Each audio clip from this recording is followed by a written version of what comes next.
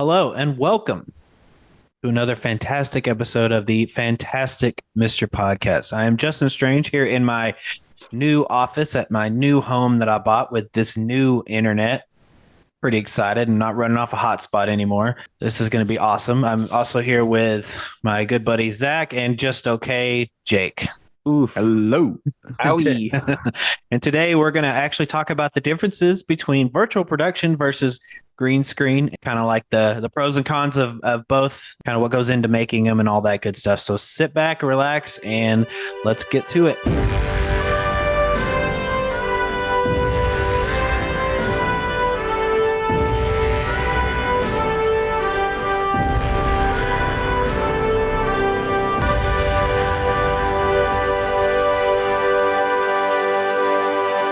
Let's start with virtual production. Actually, let's start with green screen. It's a little more, Let's I start think, with green screen. yeah, I think it's a little more well known than virtual production. I think when people hear virtual production, they don't really they might think like virtual reality, which is, kind of on the, they're kind of borderline, but it's a little different. So green screen, if you ever watch the news, anytime a weather person is standing in front of a camera, there's always a map behind them.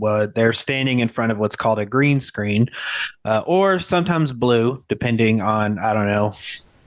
I don't really know that. I mean, I know the difference. One's green and one's blue, but I don't know why or when you would use one or the other. But it's basically you stand in front of it, and then eventually, like in post-production, usually we'll stick the footage behind it. So you watch movies like Sky Captain and the World of Tomorrow, that's all filmed on green screen. Everything that's there is completely not there when the actors are filming it.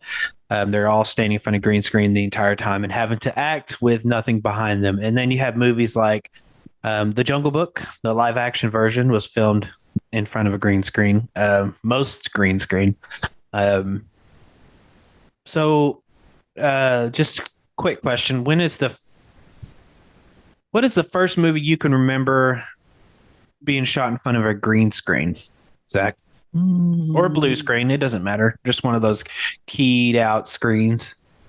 I mean, the easy answer for I think most people is probably the Star Wars Episode 1. Yeah, it's my recollection. The prequels were full of blue screen, specifically blue screen. I think that was really the popularization of green screen and blue screen, and George Lucas had that technology in a chokehold, right? Like the entire movies were shot in front of a blue screen. So that's probably the most popular one. Well, I can tell you that in 1996, the first time I ever saw a green or a blue screen was the movie Space Jam with Michael Jordan. Whenever I was a kid, we had what was called it's still a thing now. It's like video on demand, where you go through these specific channels where you can rent movies through satellite, whatever satellite you had at the time. And I probably rented Space Jam several times, and there was always like in between the showings of the movie, there was always like this little behind the scenes featurette, and I think it's probably on the DVD extras now, but back then that's what I had. And so I could see Michael Jordan, he's like playing basketball, but it's all green screen, and he's playing against the Monstars, if you will. Yes. And it's just guys in like green jumpsuits. And then they'll key in the tunes later. That was the first time I can remember seeing like a green screen, not really understanding what it was about, because at the time I was probably 9 or 10 years old. So I didn't really understand what it was all about. And it's funny because I didn't really question it. I wasn't like, what the heck's going on? Like, why? I just kind of like accepted it as like, this is how this is done. And then the movie's made later, even as like a 9-year-old. I certainly didn't think about that movie as having green screen. Yeah. I honestly just kind of was like, oh yeah, it's Michael Jordan and a whole bunch of cartoons. Yeah, exactly. I mean, in reality, they could have, the way they did it, I think, was a little more ahead of its time, as opposed to maybe, taking Michael Jordan and putting himself in front of a green screen and then just keying him in later, like superimposing him in later, kind of like, they do with like Captain America, where they have a kid play, and then you have what's his face, Chris Evans, and then they superimpose Chris Evans' head onto the kid's body, kind of stuff. Oh, that skinny body. Yeah. Yeah. Oh yeah, it was a kid. Well, I don't know why I say kid. I mean, he probably was a kid. He's probably like 15 years old, just like some super skinny teenager that they needed to, pretend it was Steve Rogers. But I was looking at this article about green screen, and it says that it's been around for a long time, but it was popularized for the film Empire Strikes Back. Do you guys know that? Empire Strikes Back. Wow. That's this is on cgspectrum.com. I never heard of this website, but it was kind of one of the first ones that came up on Google, so I just clicked it. I mean, it kind of makes sense, I guess. I would think it might be for like the space scenes and stuff. Well, yeah. I mean, I know when they did A New Hope, they didn't use green screen at all. They used actual rotoscoping in space. Oh, they used rotoscoping, miniatures and rotoscoping. Yeah. It was an intensive process. Well, even in the beginning of Empire, when they're on Hoth, and in the distance you see Luke on that. What is that thing called he rides? The Tauntaun. Yeah, and in the distance you can tell it's stop motion, and then when they cut in, it's some sort of either animatronic or some guy in a suit that he's riding on. But from a distance, you can tell it's kind of stop motion. But that's what it says. It didn't say when or anything. It just says it was popularized for the film in the 1980s by procedures used. Oh, wait. Popularized for film in the 1980s by procedures used in Empire Strikes Back. So I wonder what that means. It just means like that they took things that they did in Empire and then took that and applied it to green screen, I guess. So maybe. Well, it sounds to me like they're just talking about the evolution of what they did. Yeah. In the original Star Wars movies. What they did in the original movies is essentially they did double exposures. Okay, that makes more sense. They blacked out parts of the set, ran the film through the camera, recorded new footage with other blacked out parts. Like they've done that since like the early 1900s. Right. So that's your very beginning of it. Yeah. So they just did that and made it better. Yeah, and then Star Wars did something similar, except they actually used multiple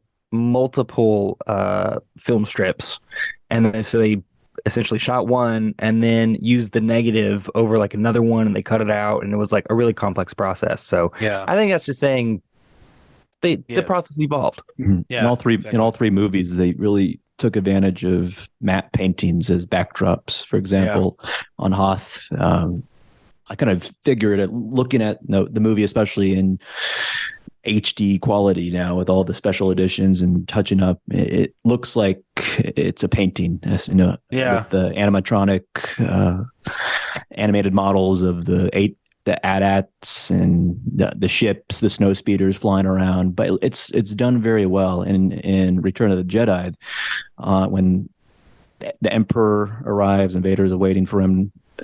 There's a matte painting of all the troops. A lot of them are matte, and you could see the difference from the matte shot to the shot when it's a little bit closer up, and you could see the troopers starting to move a little while they're waiting. But interesting. It's I mean, backdrop to the battlefield of Hoth is a big one, and then Yoda's planet of Dagobah. There was certain scenes that were matte paintings. I don't know how common matte paintings are now for backdrops. Probably not for films. Probably not, especially with this virtual production going on. I mean, it's like the new age matte painting, right? Except for it can move around as opposed to just being still. Because you have movies like Citizen Kane, who used matte paintings all over the place, and he even took matte paintings and poked holes in them and ran lights underneath to make it look like it was people moving. Like, he was pretty innovative though in his time, so I wonder what he would have done now. If you think about it, Orson Welles like back then could do things that nobody had done. Like Citizen Kane on its own isn't, I mean, the movie's okay, right? I know we've talked about Citizen Kane before, but then you think about like all the stuff he did. Like if he could come to, modern times and use the technology we had, I wonder what he could come up with. Yeah. Okay, so yeah, green screens have been used over and over and over and over again. And here's a clip that I'm not going to play it, but it's the scene in Justice League where they bring Superman back to life, and he's fighting the Justice League, and so you could just see Henry Cavill's like back turned, and he's about to punch somebody, but there's a green screen behind it. And then we have green screens. Maybe I blanked. Did we explain how a green screen worked? I said that we key out the screen and bring up the picture. So like, well, for people who might not know what that means, key it out. Mm-hmm. So essentially what it is you have a screen that's green, and when you or blue bring that footage into a computer, or blue, honestly it can be anything. You can have any color screen, because what it is on the computers is there's a program, and essentially you tell the program that if an image or a pixel is a certain color, then you should make that pixel transparent. You should show whatever it is. So you have layers. You kind of think of it as paper. If you think of them as two paper sheets, one of them's painted green, and then you have a paper behind it. If you put these in front of each other, it'll automatically cut out whatever is green, and so whatever is behind that image shows through. That's essentially how it works. And it can be any color, which is why we talk about blue screens and green screens. They even have, for the movie Dune, they actually used the gray screens, because that was the best contrast that they could use, and still get the dust and the environment. That dust environment was so important to them. They used gray screens because that was the easiest way for them to get that, swirling wind caught on camera. I'm surprised that Dune didn't use LED walls or virtual production, stuff like that. Just because I don't know, I kind of attribute this virtual production to bigger scale movies, even though I don't know what the cost difference between the two practices are, but it seems like virtual production is a little more expensive.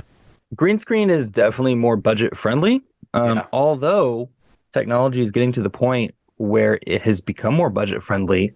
But you still, the biggest hiccup for virtual production is you need some specialized equipment, which is when you need a really powerful computer that's able to render images in real time. That is, you create a 3D environment, you can essentially move a virtual camera around it, and it has to create those images in real time without being full quality and not look like crappy. Yeah. And then the second big roadblock is you need a way to actually transfer the camera's gyroscopic data. So you need a way to send the gyroscopic data from the computer into the computer, from the camera into the computer, and you also need sensors to triangulate the camera in real space, because that's the way that the information gets to the computer, which is translated into the moving background image, which is the LED wall. Sounds complicated. So you can really do it. Like if you get a plasma screen TV, like if you get a large screen and a computer, you can set a small one up for a couple $1,000s. Like it's doable. I think I've even seen clips on YouTube. It's like, set up a virtual studio for $600, and it's always like a dude with a big TV and some like cheap versions of these tracking modules and a computer that he like already owned or something like that. Right. So it's becoming more budget friendly, but it's a lot more complicated than a green screen. Yeah. And green screens are kind of complicated in themselves. Well, green screens are used. Yeah, they are. And like It seems like a lot green screens are being used a lot for, I mean, and I guess LED walls would be too, but for like driving scenes and stuff, it seems like people use green screens a lot for that now. I noticed that in, if y'all ever seen the Jay and Silent Bob reboot movie, I mean, it looked really good. Like, of course, it's a, large budget production, so it better look good, and then you watch movies like, or not movies, shows like The Big Bang Theory. I remember watching The Big Bang Theory, and they're just like sitting in a car and they're kind of doing this with the steering wheel, and you can what totally, else are you supposed to do? Yeah, I mean, they're never doing turns. They're never but turning. but like the thing is nobody drives like this, even when they're like, That's what kids do. And for those, you can't see it, but I'm just kind of barely moving it's almost like milking a cow, right? Except for not as milking cows a little more intense. I'm kind of like I'm a little bit less intense than milking a cow. Yeah, I don't even hold the wheel like that either. Yeah, I mean, I if I'm driving like that with my hands on 10 and 2, I'm just still. That's what's funny about it. And like, even in like the Jay and Silent Bob reboot, what's his name? I think it's Fred Armisen. He's driving the car and he's just driving, he's not doing this, and that's what they do. And I remember watching The Office, and there's an episode called Threat Level Midnight where Michael has finally made his movie that he's been working on for like over a decade, called Threat Level Midnight. And in the movie, he's driving, and you can tell it's like a green screen or something behind him. And the way he's driving is so funny. It's like he's like driving, like he's kind of doing like actually milking a cow, but he's like turning his head like this, like he's like going through all this, like, because it's raining, So he's just kind of like, I don't know how to explain it through a podcast, but he's like wiggling his head as if his car is just going through like turbulence, Yeah, it's so funny the way. Anyway, that has nothing to do with. I just thought of that. I think driving scenes have become more visually appealing and less distracting. And the Lady Bird is a good example. The mother and daughter scenes in the vehicle, and I like to pay attention to the backgrounds just to see if there's anything obvious. But is there when you're drawn to the acting, sometimes it could distract you from the visual effects. Yeah, that was a good movie. I would like Lady Bird. Were they driving it in front of a green screen, or do you know?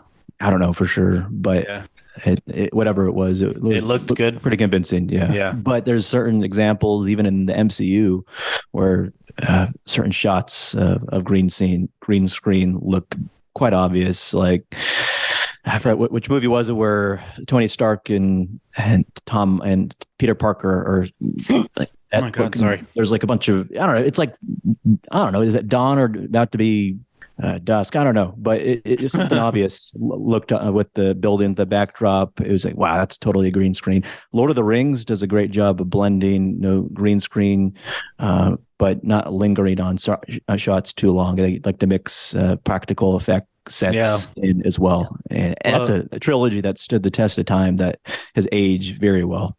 Yeah, I watched those recently. It's so good. So we've talked a little bit about green screen.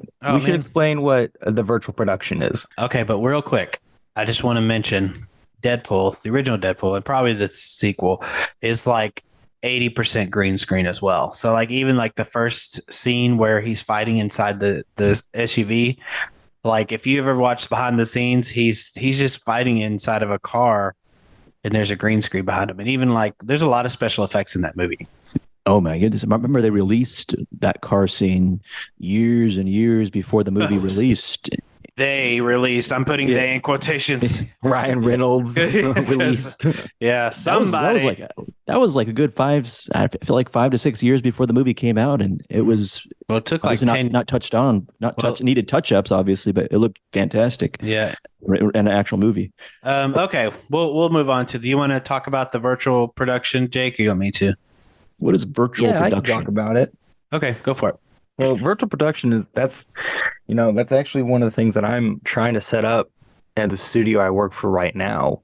It's green screen and virtual production both have different challenges. Like you're talking about, Zach, the green screen, you could tell it's obvious. And that's because why is it obvious sometimes? Well, it's obvious. The thing with green screen is when you are filming on a green screen, you have your lighting. You've set up light. But then you go and you have to get a clean plate. You have to get a background wherever you're going to be at. It's very difficult to match the lighting, a lot of things, but the lighting is what a lot of people notice first, the lighting on that you physically let your actors with, and then the lighting of the background. Our minds are so in tune with the world around us that subliminally we just understand when something is wrong. So when you shoot with a green screen, you have to be cognizant of the camera angle, the camera height, the lighting, the aperture, the focal length. Because if you shoot someone with an 80 millimeter camera, say, and then you go and you get a clean plate that you've shot on like a 30, you can't put them over each other. It'll look absolutely bonkers. Your mind will rebel. So you have to pay very careful attention to what your clean plate is going to be, or your background is going to be, and the physical actors, how they're lit and what the camera is. So there's a lot of planning that goes between them. Virtual production solves a lot of that, because the way that virtual production works is once you have set up essentially the sequence of pulling the camera's gyroscopic and triangulated data and putting that into a computer program, what you essentially do is you can create a virtual environment using free software. By the way, all these Hollywood movies that use this, they use Unreal Engine 5 to back all of this, which is a free program. Which is what they use for video games. Video game. Yeah, it's a video game system. And some intelligent guy out there was like, hey, we could probably he figured out, hey, I can move a camera in a video game to get what angle I want in the video game. Why can't we do this, in real life? Because cameras have all of their data embedded in the raw data and footage anyway. So if we can just get that data and put it into the game system, then hey, and so that's what they figured out. They can use Unreal Engine. They create a 3D environment, put it in Unreal Engine, and take the tracking data from the camera and assign it to what they call a virtual camera. Essentially, that's the camera's representation in the video game. And so when they move the camera, the real life movement data is sent to that virtual camera, which moves around in the virtual environment. And they create these massive LED walls, like the same type of video walls that you would see at like a sports arena or a concert event, these massive LED walls.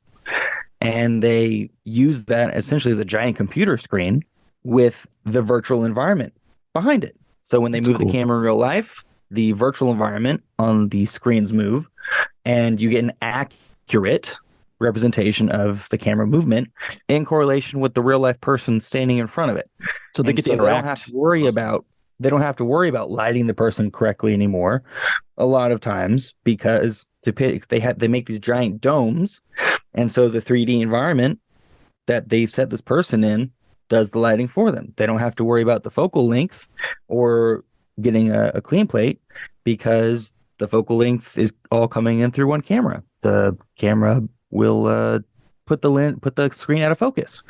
So it's taking all the information from the camera and putting it in this virtual environment and cutting out a lot of the planning process beforehand. Yeah, the Mandalorian, behind the scenes, they utilized the dome.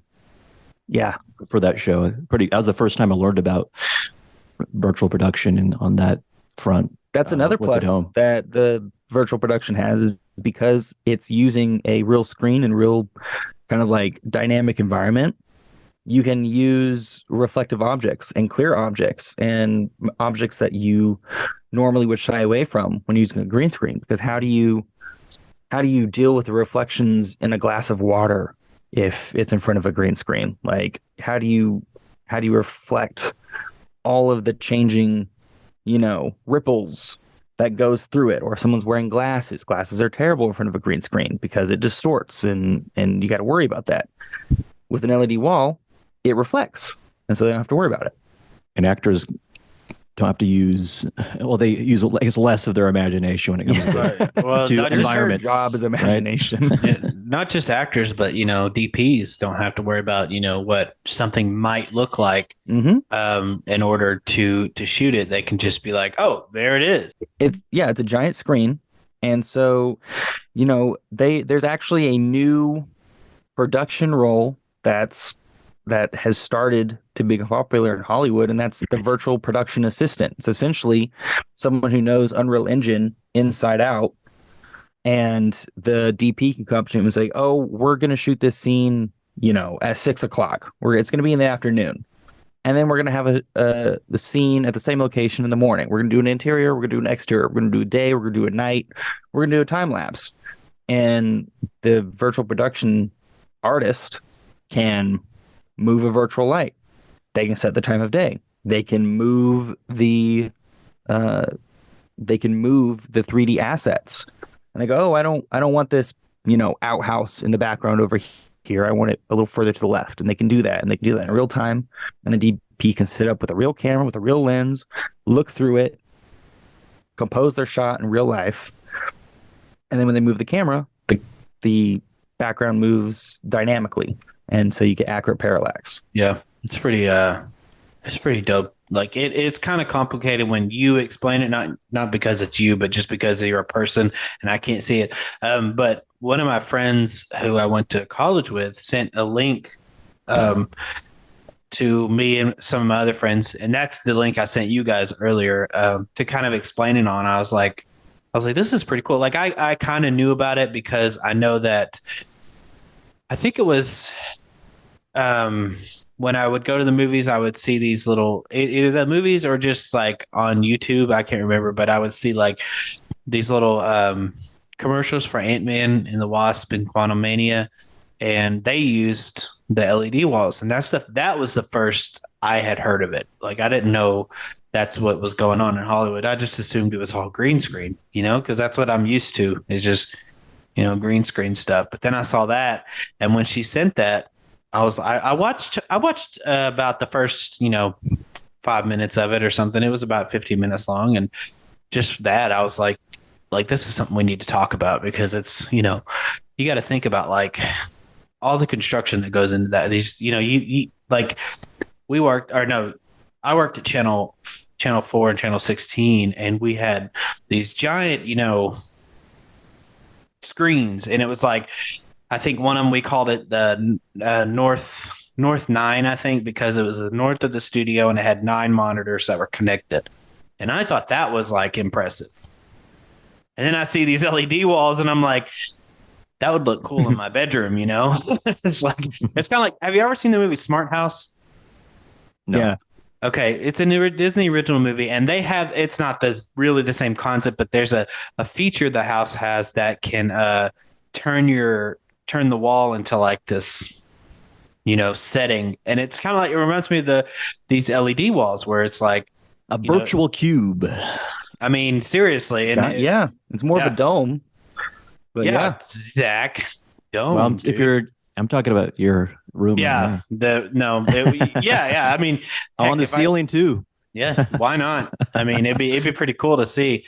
But I saw that in Ant-Man, and I thought I didn't, and then I looked it up, and I think I read that Avatar was kind of the first to really utilize this process of LED walls and stuff. I didn't read too much into it. I just kind of skimmed over it, and I thought, well, that makes sense because Avatar is so heavily reliant on CGI and stuff. It helps for. And it's not a real place. What is it called? Pandora? I think that's what it's called. It's been a long time since I see the original Avatar, and I watched it once, and that was it for me. So, but you have these fantastic scenes that don't exist, and so it helps for actors and people to see what it looks like while they're acting. And so, and then of course since then it's been kind of properly used. Throughout Hollywood. And I actually found an article, 12 movies you had no idea were shot on virtual sets. Do you want to hear the movies? Yeah, sure. Yeah, absolutely. All right. So here's what I got so far is Oblivion. And I think that's the movie Honestly, with, that tracks. yeah, is that Matt Damon in that movie? No, Tom that's Brad Cruise. Pitt. Tom Cruise. Tom Cruise. Tom Cruise, yeah. I see it now. He was one of those beautiful men. The Lion King, the live action remake. That makes sense too. I thought, because, that whole thing is CGI. That's like technically an animated movie, right? Yes. Rogue One, a Star Wars story. So Rogue One used it. That makes sense as well. The Irishman used it. I thought that was surprising. I still have yet to see The Irishman, but I didn't realize they used virtual sets. Yeah. The Midnight Sky. I've never heard of this movie. All different genres of movies. Bullet Train used it. That makes sense. That makes sense. Yeah. War for the Planet of the Apes. I think that's the third one, I believe. Yeah. Yep. Yeah. Red Notice with The Rock and Ryan Reynolds. Zach, you're gonna like this. The Batman. I mean, how about the Joker? just looking at it's curious. The scene where Batman and Catwoman are standing on the skyscraper where the bat signal is. Yeah, that seemed a little suspicious. Fakey, yeah. Like I didn't realize Gotham was so beautiful, Ford versus Ferrari. Never seen it, but that was a good movie. Yeah, I heard good things. Ghost in the Shell. Have y'all seen that movie? No. I seen like the first 20 minutes. It was good. If y'all have ever seen the original anime, I've seen the anime. Yeah, the anime is pretty good too. But I mean, I like people didn't like that movie because it was whitewashed and stuff with Scarlett Johansson. But I was like, it looked cool to me. Why aren't they speaking Japanese? It's like because I don't know. Why not Americanize it? Well. Quick rant. Now, I bet I've said this before, but you make an American remake of something, you got to expect for American actors to be in it. Like that's what people don't understand. You see, like they do, Dragon Ball and they Ghost in the Shell and Death Note, and then they're like, it's an American remake. Like, well, why do you got Americans in it? It's like because it's an American remake. Like it's American, not remake, adaptation. Excuse me. They want to appeal to a broader audience. Yeah, and I like it. I don't need it to have Japanese people in it because the characters in the show, the animated version of it, don't look Japanese.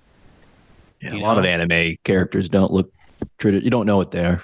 Yeah, I mean it's just kind of funny like that, and then you make an American adaptation, people get mad when there's Americans in it. Top Gun Maverick. Have y'all seen that yet? No.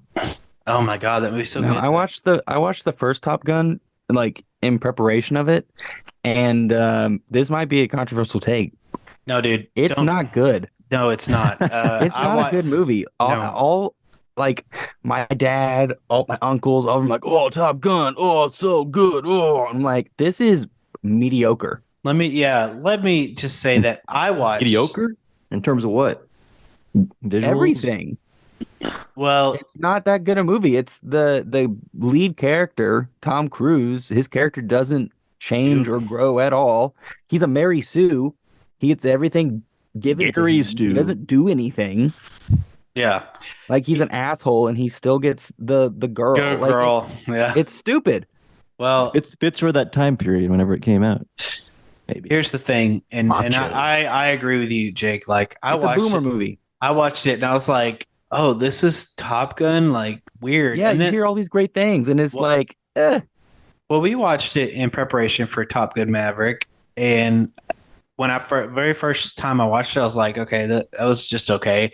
And then they turned it on again. I was at my friend's house, and at the time, my friends lived with their parents, and so the parents turned it on, and we watched it again, and it was a little better the second time, but I was like, it's still like there's nothing good as far as the storytelling aspect, except for when Goose dies. When Goose dies, I was like, oh, that sucks, because that was like his best friend. But then you watch Top Gun Maverick, dude. If you haven't seen Top Gun Maverick, you should watch it at least once. Like, it's like light years from the original Top Gun. It's just good. I might go so see much it better. Yeah, it's so much better. The first one was not impressive. No, it's so much better than the first one. Now, what's cool with virtual production is while most people think of virtual production with using the LED walls, you technically don't have to, right? Like you can technically use virtual production workflows with green screens as well. It's just you're not going to have the dynamic lighting and like reflections that you see because the green screen you can put anything on it, right? So that's another thing. If you're able to at least afford the computer that can run it and some of the like systems to get the data off the camera, that gets a lot cheaper because you don't have to buy like a giant 15-foot LED wall. You got to think more about the lighting, but the virtual production, like the Unreal Engine, you can still put in the cameras, like what camera and lenses you're using. So you get proper chromatic aberrations and proper, focal distancing and things like that. It's still possible to do it with green screen, which is why it's interesting. People make a delineation between green screen and virtual production when technically you can still do virtual production with green screen. It's just not as fancy. Yeah. I mean, I watched, I remember watching an episode of House, and House was doing this thing where he married a girl so she can get her green card. And then the immigration was going to like come to their house and make sure they were married. And so they were taking pictures, like vacation pictures, but it was in front of a green screen. But you could see on the computer that they were using, like you could see that they had keyed out the green and added like, a beach scene and stuff like that. So you could do that, like totally like go in front of green screen and then say, this is what it's going to look like, with them in front of them. But it is a little more difficult than say having a giant LED wall and being like, oh, so this is what the quantum realm looks like. Yeah. Got it. So it is a little more interesting, I think, if I were an actor or even just a filmmaker to use a LED wall as opposed to a green screen, because with a green screen, you're just acting in front of a screen or a wall, basically. Yeah. There's some people who have spoken out against the virtual production sets because they feel that it is too much. Really? Yeah. So the naysayers basically say that it stifles creativity because you have too many options. If you can make anything and do anything at any time, it prevents the producers and the directors of actually thinking their shots through beforehand. So instead of blocking the scene, I'm like, we're going to have the actor here, the actress here, the background here, with this lens on this camera. I think it's like, oh, we'll just get him on the virtual production, put him on the floor and move the background around it. Oh, I don't like that. Change this angle, change that angle. And so it kind of has the people who dislike it say it's made filmmakers lazy. And I've noticed that a little bit. I feel like I've noticed the most in Mandalorian season 2. The first one was pretty on point, but the second one, you started seeing the seams. I noticed a lot of their sets, like the environment that the character is in, was round.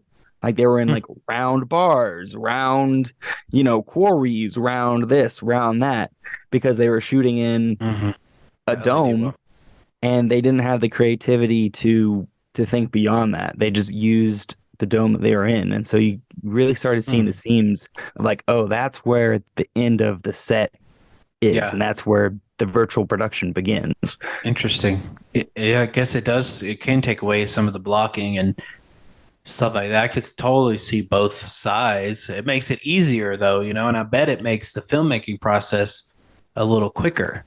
You know what I mean? Like if you don't have to spend as much time maybe rehearsing and blocking and all that, you can kind of get to shooting a little bit quicker and then be done a little bit quicker, depending on, like if they have deadlines, which all films do, like all productions do.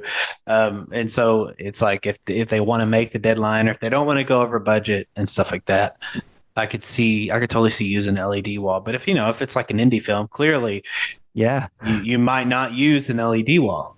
You know, I mean, you might, but with an I indie feel film, like it's a double-edged sword. yeah. If you have a skilled DP and team who know their stuff and they know what they want, I think it could speed up the production process because they already know, like, we're going to do scene, scene 2, scene 5, scene 7, scene 6, block A, B, C. We're going to move the camera here. The background's going to be here. And they can just have the virtual production designer have those scenes ready to go and switch it really fast and easy. Whereas if you're working with someone who is not as organized, who is kind of flying it by the seat of their pants, they're like, oh, let's see what's going on. I can see it slowing down the production because they don't have that creative vision already in their mind. And they spend so much time playing around with the scenes to see what they like, as opposed to It's what's planned and what's needed. it's like looking for paint, you know? Yeah, You're just like, put this one up against the wall, put this one up against the wall, put this one up against the exactly. wall. That's what George Lucas did with episode 1. What, put paint up against the wall? Basically showing the storyboard of what was going to be virtual or CGI and not. It was just kind of at the whim. This is going to be CGI. This is going to be real. This is not going to be real. And you could see the reaction of That's I think hilarious. It was choice. It was, I think, edited in such a way to make some of the people question like his decision making. He's going crazy, and this is his first big movie. So yeah, I guess that's the kind of the. I mean, I wonder when they're. I mean, I guess they do use, because I was just thinking, back to the local weather. Like there were times where we at Channel 4 or KRK where we used the screen for weather instead of the green screen. Sometimes we'd move them over the North 9 and be like, boom. CNN has the big screens, like a lot of the big networks, like when they're talking about weather or election season, they have, or even traffic. They have the big old screens that they could touch and everything. Yeah, and we used the screens for traffic almost always, but we didn't for weather. But there were times where we use them for weather for some reason. I'm not sure why. Just what the producer wanted to do was just the screens instead of a green screen. Makes you wonder if they're just going to go one day with like local news, especially go straight just screens instead of get rid of the LEDs. Get rid of those green screens. I'm sure that's a cost thing, obviously, but one day perhaps. Yeah, but if they did it, I mean, the only thing they'd have to pay for after that is maintenance, which I guess is kind of the same. It might be easier just to keep a green screen because you don't have to worry about it getting fixed. True. Might have to repaint it after so long, but that's about it. I guess if there's no issues, then just keep it. Keep it. Yeah, totally. Like, what's a horrible example of green screen or virtual production that you've seen in movies? What's one like not for comedic effect, but for just like just so obvious. Well, you have older movies that used. I mean, it wasn't like an LED wall, but they used rear projection where they would put a projector behind a screen, and then you'd have like a treadmill and it looked like somebody was walking, or you'd have their drive. It's kind of the same like the Big Bang Theory, except Big Bang Theory uses a green screen, but back then they used that, and they're driving, and behind it is this scene being projected to make it look like they're driving a car. True. Oh yeah, in a lot of the black and white movies, like people sitting down at a restaurant in Paris, it looks like archive B-roll of people in the background. Yeah. I'm looking to see if I can find bad examples, but it's not. It's only giving me like bad things about virtual production and stuff. I want to see top 10 bad examples. Yeah. I just put bad examples of virtual production. It's like 10 virtual production essentials, 10 things you need to know. And I'm like, no, I don't want that. Well, while he's looking that up, that leads me to interesting. If there is something about virtual production you do want to know, virtual production. If there is anything about virtual production that you do want to know, if you want to learn how to do it, Unreal Engine, buy LED the company, they actually released a Free version, virtual right? production field guide Oh, for cool. free. Yeah. It's a 100-page document with intensive instructions, basically. Let me pull it up. Go for it. Let's see. Intensive. It's got 4 chapters.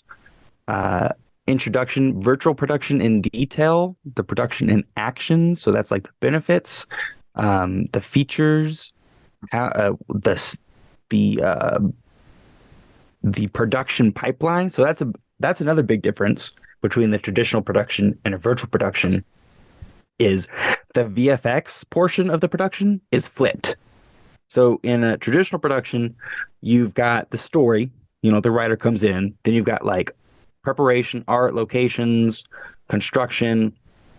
Then you have the production, which is the shoot, and then you send it off to VFX and editing. The VFX artists come in, the editing team comes in, the color grades comes in, and that becomes the movie.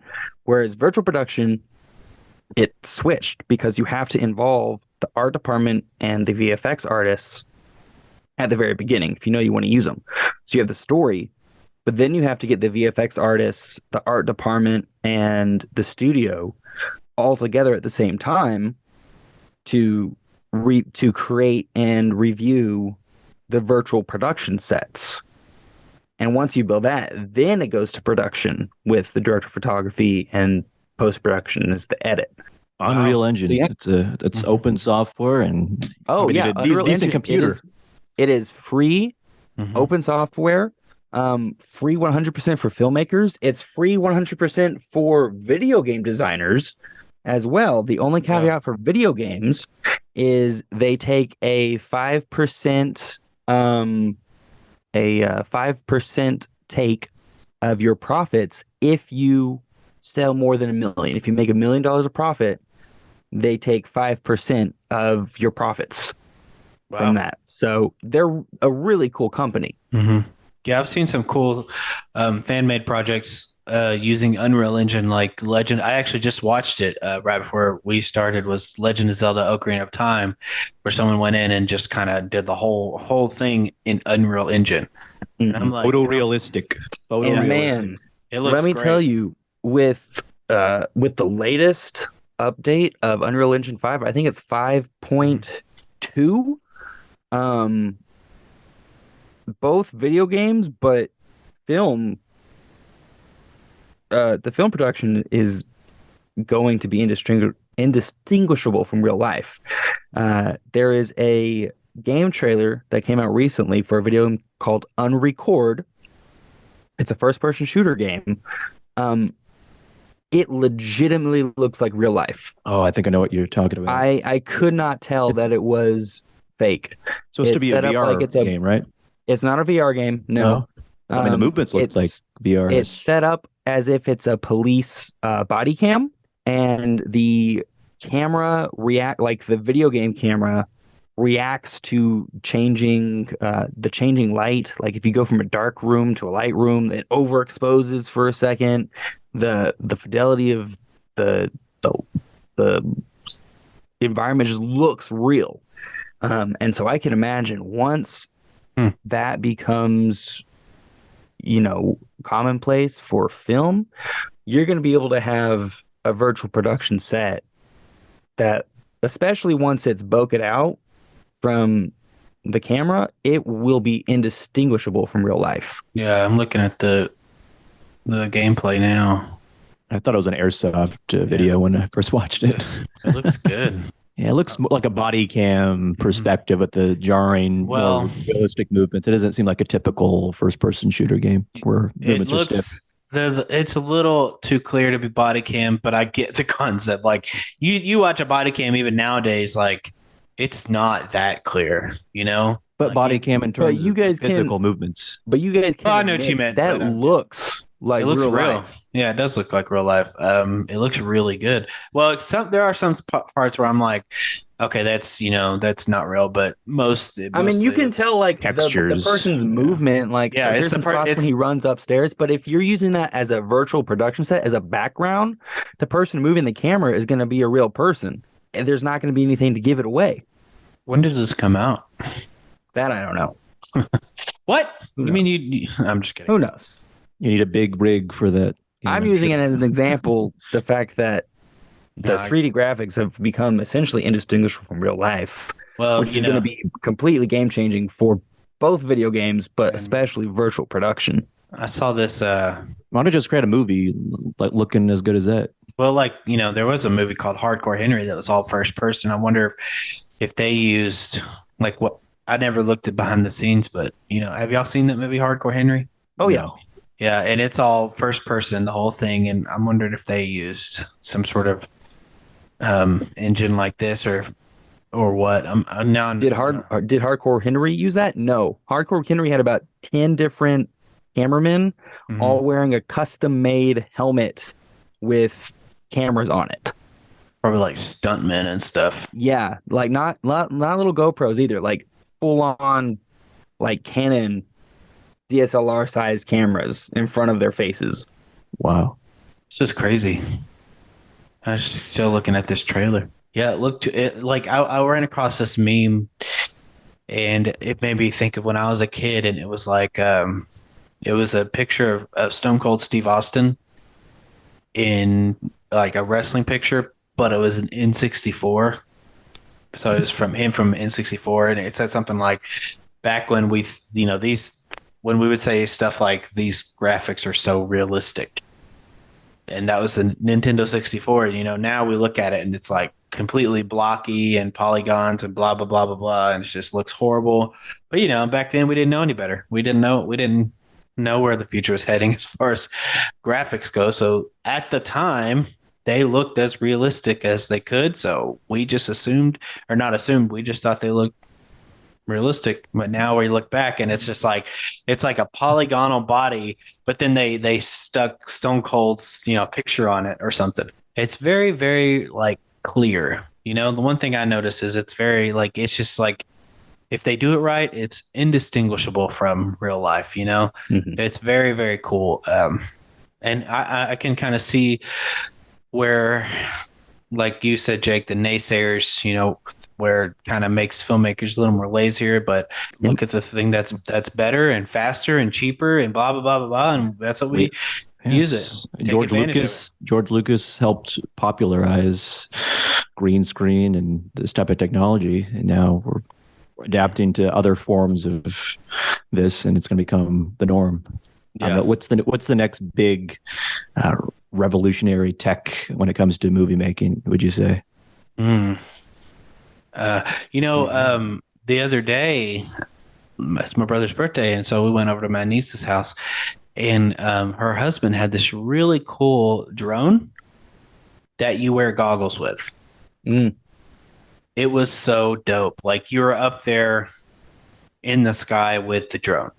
Not saying they're going to try to use that for movie making, but just thinking about that, Oh, well, they are. It's just the possibilities. I mean, they totally could. It's just we don't need a helicopter anymore. Yeah, I know. They absolutely use drones for well, I'm not saying they don't use drones. I'm saying I put on a pair of goggles and I was up there with the drone.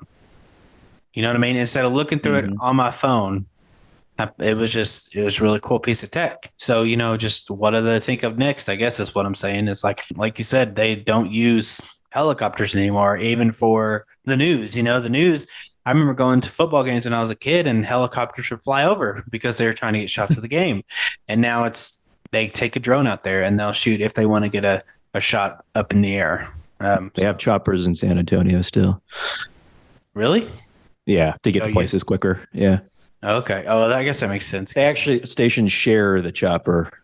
Well, it's like airlifting a person to the hospital. You're not gonna put them in an ambulance if they need to go right away. It's like putting a drone in a car. We need to get there. Even choppers, they have a time limit. They have to fill up on gas. Drones are limited as well.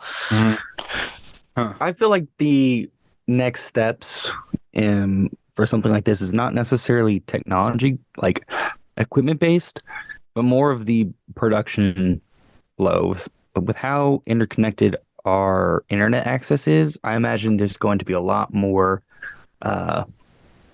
like multi-user production planning programs. So Oh, like sure.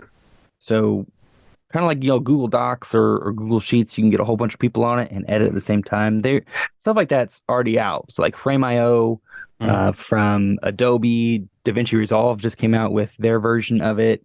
I imagine there will be something like that, but within Unreal Engine 5 or 3D programs so that you can get the Oh art yeah. director, the DP, the virtual production engineer all in, Unreal Engine 5 together and At create a home. scene and all get it approved. So I imagine it'll probably be more on the pre-production side of things.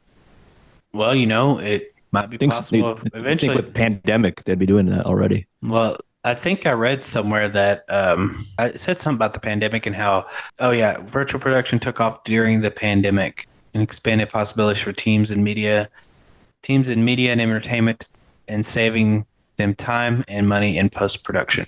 Yeah, but I think there's cons to it too, with the absence of being in a real environment. Well, yeah, And a lot of these people that work for movie companies, the VFX folks, it's just the whole behind the scenes aspect. They're on contracts, and then they switch in, bring in new people. It's like as long as there's cohesion with all the employees, I feel like it would work in terms of the workflow. yeah, totally. I bet eventually they'll start doing filming whole movies over. Oh yeah, robots. there's It's like a Zoom production over Zoom.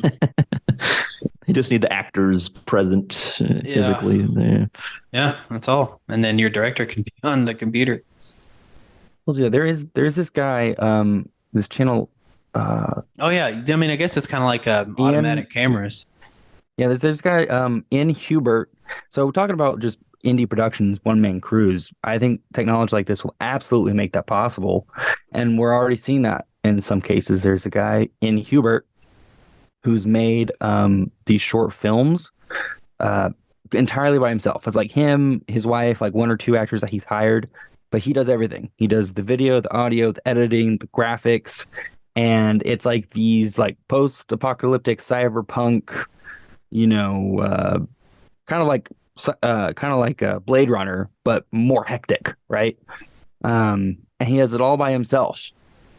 And they're like 20, 30 minutes long each. Hmm. And they're good too. Like I watched them and they're fantastic. But And he uses the same process of essentially shooting in front of a green screen, yeah, okay, creating the that's what that virtual does. environments, compositing them in, and Kinda doing going. everything. He has some That's really awesome. cool videos of how to do that. And if another great YouTube channel is the Cinematography Database. That's the channel name. And Right. this gentleman essentially has tracked his learning process of Unreal Engine 5 and virtual production as well. So you can actually see him from the very beginning. And he's been doing this for like 3 or 4 years now. So he has like 115 videos. Wow. So you can watch the entire process of every time he learns something new. And you actually watch him build a virtual production studio, which is really cool. It is really cool. I was looking at downloading Unreal Engine and trying to teach myself. I don't know if that'll actually happen, but I am considering going back to school for computer science. So I don't know, maybe learn This might be something. a good fit for you, Justin. There is a Steam game. If you're a DP or a gaffer who might be listening, there is a Steam game called Cine Tracer, and that's a game in Unreal Engine 4. I don't know if they're going to update it to Unreal Engine 5. Right now, it's just an Unreal Engine 4. But it is essentially a realistic cinematography simulator. So it has the cameras and lenses and the lighting equipment that you would use in real life. You can create a virtual scene, light it with production specific lighting. So you can go like, oh, we're going to use an ARRI with a 50 lens. We're going to use aperture lights, or maybe we have like a Helios. We're going to have a moon cube. You can actually put those in the scene and then get out your virtual camera and block your scene. No, there it is. God, it's $90. It is $90, but hey, if you're in production Yeah. and this is something you do that actually makes you money, then it might be worthwhile. I'm looking at some of the gameplay right now. It's like The Sims, but not. I wouldn't use the character model. I would use it for the lighting. I would just use it it could be a Practice fun, shots. well, it could be a fun game for like advanced level film students, for them to kind of learn, placement and all that stuff and blocking if they need to do it and all that good stuff. That's kind of neat. I might look into this. I don't have any games on Steam just because I don't really sit at my computer and play games, but this looks pretty cool because you can learn how to, oh, look, he's using a crane. Yeah, like they have actual like the creator of this, Matt Workman, actually, put in production specific equipment and production specific lighting, cameras, lenses, so you can pick your camera, pick your lens, pick your lighting, pick what equipment you're going to use with it, and you can essentially create a virtual set and block your set before you ever go into real life. Well, before I buy this game, there's a game that I've been wanting to buy on Steam called Sea of Thieves. Have y'all ever played the game Night of the Dead? I think it's called Night of the Dead. It's a rail shooter where you go through and you shoot zombies that are coming at you. It's kind of like what you see at an arcade. I think I played that on GameCube. It's like, well, yeah, I think it is on GameCube, but it's like what you see on when you go to like Dreamcast, a pizza, it is. It's definitely on Dreamcast.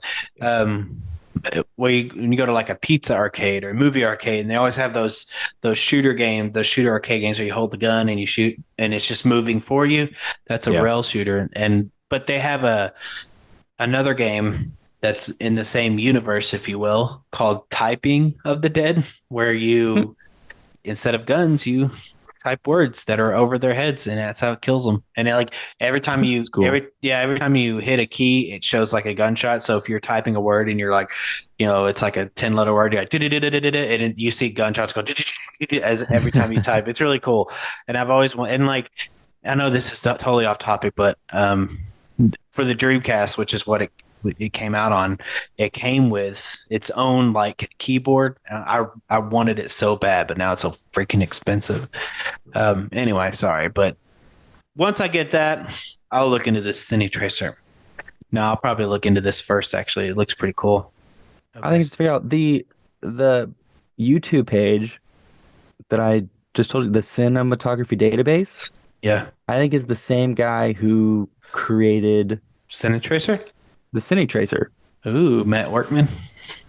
I think so. Wow. Well, that makes sense. I'll put it on my wish list. Is there a wish list? Oh, yeah, here it is. All right, cool. Well, I guess that can conclude our conversation on virtual production and green screens. Anything else you guys want to add, or you good?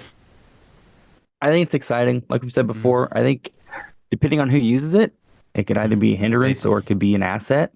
But like it or not, it's here to stay, and it's only going to become more popular. So might as well learn to use it if you haven't already. If there's one thing I've learned about film is when new technology comes around and it works, we're going to use it, and we're going to use it until we can't use it anymore, which is never. They just figure out a way to make it better. You know what I mean? So. I totally agree with you. It's sorry, but if you don't like it, it's not going anywhere. It's just not. So sorry, Zach. I don't mind. As long as there's a good blend of practical. Yeah, I would agree. I would agree with that. Yeah. And this whole thing. Lord of the Rings, my favorites. So real quick, before we go, I went to Little Caesars and they were out of pizza. What? Yeah. That's like their whole shtick. I didn't even say anything. I just drove off. He was like, "We're out of pizza." I was like, "We'll drive away." And then nonchalantly. Yeah, and then I mentioned it on Twitter and I added Little Caesars, and they were like, "Please call customer service so we can right this wrong." Essentially, that's not what they said, but that's what they're. Give me a free pizza. Yeah, I'm like, yeah, I want some. I didn't care to have anything free. I just thought it was funny. I was really craving because I went to see Evil Dead Rise, and in the movie they buy pizza, and I'm like, oh, the pizza is good, like it looks really good, and I want some. And then I went to Little Caesars, and Little Caesars is cheaper than say Papa John's or Pizza Hut, so that's where I went, and they were out, so I went home.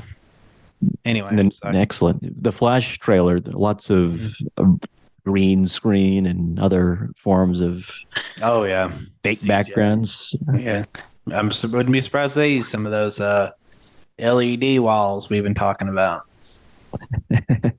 Anyway, sure.